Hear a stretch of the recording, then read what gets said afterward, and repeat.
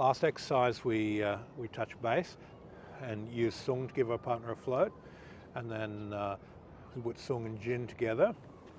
And now once we have that, just watch the microphone.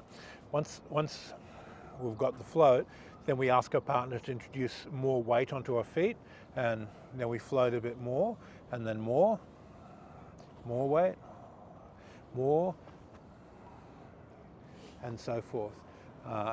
Once we have this whole body weight resting, then he accelerates the body weight, and you're just working with sung, and let the gin come out of the release.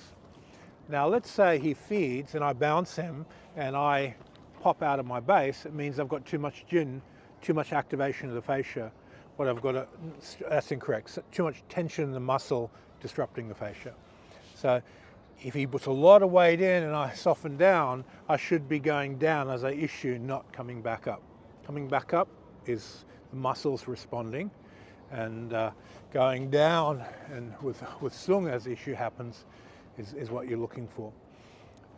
Once you've done a few minutes and more weight, and then start holding this hand here and then drawing him back. Now what I want to do is I want to get his feet off the ground and then pluck him back. So my partner's over 300 pounds, so I shouldn't be able to just pluck him back 300 pounds moving away.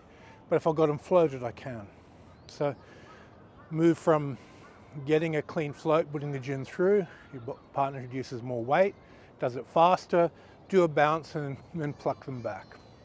Okay, have a play.